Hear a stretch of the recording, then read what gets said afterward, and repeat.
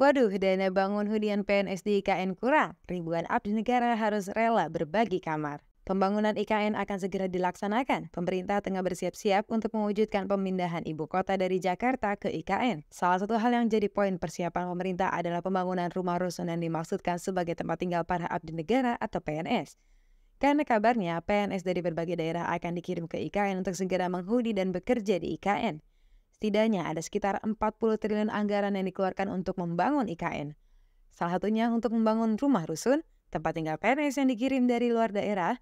Kabarnya mulai bulan September pembangunan sebagai infrastruktur seperti rumah rusun, perkantoran, dan lain sebagainya akan dimulai. Selain itu, Menteri Keuangan Sri Mulyani juga akan membagikan intensif untuk para PNS yang dikirim ke IKN. Kabar tersebut tentu sudah seharusnya jadi kabar baik, kabar bahagia bagi para PNS. Namun, anggaran untuk membangun hunian PNS di IKN kekurangan. Sehingga akhirnya kini para abdi negara diharuskan untuk berbagi kamar layaknya kos-kosan. Hal ini tentu mengecewakan, apalagi kabarnya tiap satu tempat tinggal harus bisa diisi oleh 6 orang.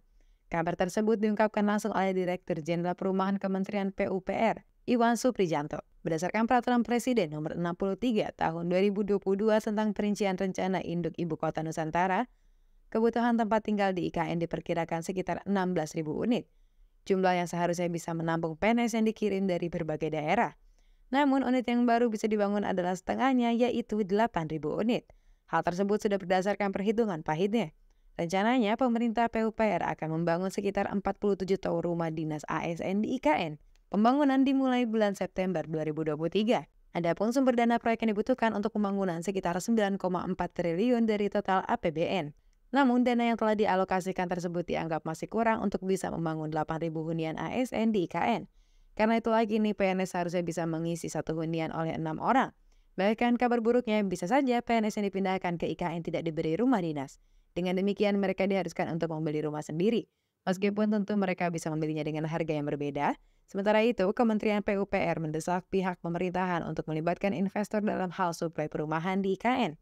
Pembangunan rumah-rumah di IKN benar-benar jadi proyek yang diprioritaskan. Namun di sisi lain, Partai Demokrat mengingatkan kepada pemerintah untuk memanfaatkan anggaran yang ada dengan baik.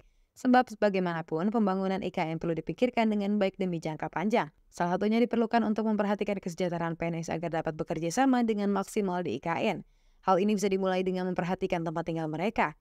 Jika terpaksa, mereka harus menyesuaikan diri dengan kondisi yang ada dan sama-sama membagi kamar dengan rekan kerja yang lainnya. Meskipun ini adalah hal yang serius, dengan demikian artinya PNS harus cukup toleran dan menghormati privasi rekan kerja jika mereka memilih untuk bersama-sama di satu kamar. Namun tentu saja membagi hunian bukanlah hal yang ideal, mengingat perbedaan privasi dan kebutuhan masing-masing PNS. Oleh karena itu perlu dipertimbangkan kembali rencana pembagian kamar dengan sistem sharing satu unit 6 orang. Tidak mudah pula bagi PNS untuk menerima sistem tersebut, apalagi jika PNS terkait sudah menikah, perlu privasi lebih untuk hidup dan tinggal di IKN.